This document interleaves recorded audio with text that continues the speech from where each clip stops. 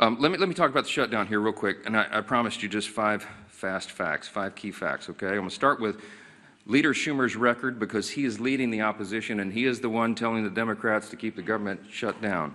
Chuck Schumer has been in Congress for 44 years. He was first elected to the House in 1981. Just for reference, I was 9 years old. I was in the 3rd grade when Chuck Schumer came here to Congress.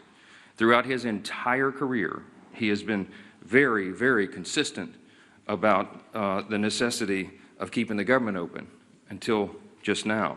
In fact, I want to read to you an excerpt from 7 months ago, his floor speech on March 13th, 2025. This is Senator Chuck Schumer in March of this year. Quote, on the Senate floor, while the CR bill is very bad, the potential for a shutdown has consequences for America that are much, much worse. I believe it is my job to make the best choice for the country to minimize the harms of the American people. Therefore, I will vote to keep the government open and not shut it down, unquote. Now, what was Chuck Schumer talking about? The exact same bill that is on the floor today. That's what he himself said. And he did vote to keep the government open. And then, during an interview with Jake Tapper on CNN following that vote, on March 14th of this year, he said, quote, I'm proud I did it. I know I did the right thing, unquote.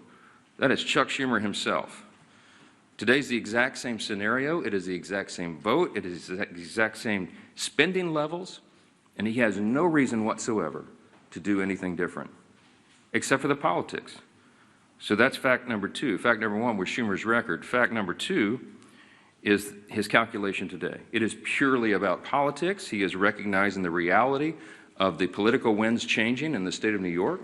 As I mentioned yesterday, they are likely to elect a Marxist to be the mayor of New York City, and Chuck Schumer is terrified by that. He's been in Congress a long, long time, and he is not the flavor of the day. He's not far enough left for the Marxist, and he knows he's going to get a challenge from his left flank. So he has to show a fight against President Trump, no matter how ridiculous it is, no matter how distracting it may be to the actual issues of the day. He's got to do that. Democrats have been in the political wilderness since last year's election. I got a couple of numbers for you here.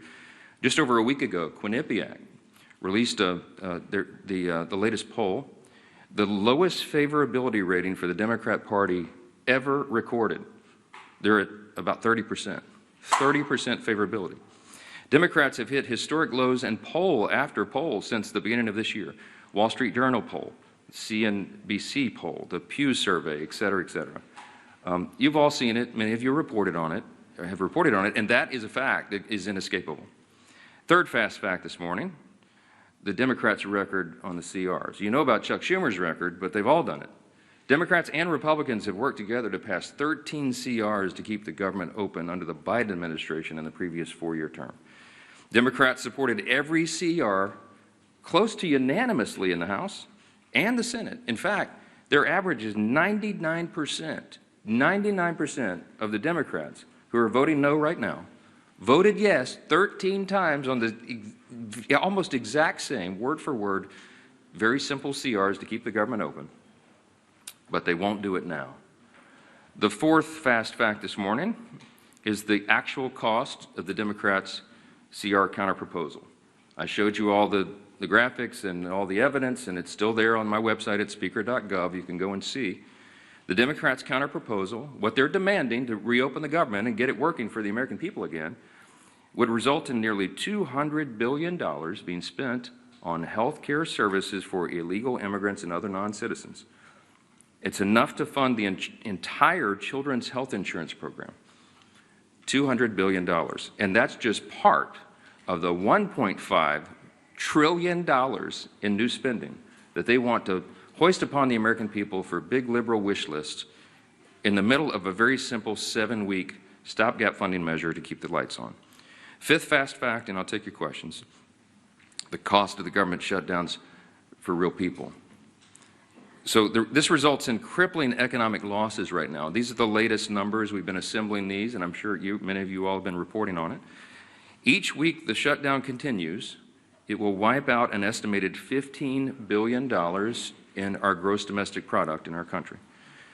A month-long shutdown would mean not just 750,000 federal civilian employees furloughed right now, but an additional 43,000 more unemployed Americans across the economy, because that is the effect, the ripple effect that it has in the private sector. You could go state by state, and we could have charts and graphs this morning and show you what it's going to mean to every state, but what the shutdown means in the state of New York, for example, that's Chuck Schumer's state. The impact there is a decline of $1.2 billion per month in GDP. That is the pain that is being wrought. And I, again, have to mention that when you shut down, as they have, women, infants, and children nutrition programs, veterans health services, the disabled, the elderly who receive health care at home, all these programs are now being shuttered because the funding streams have stopped. We have troops, we have Border Patrol agents, TSA agents that are all serving, protecting all of us, protecting the country without pay right now. Real hardships for real families, and it cannot drag on any longer.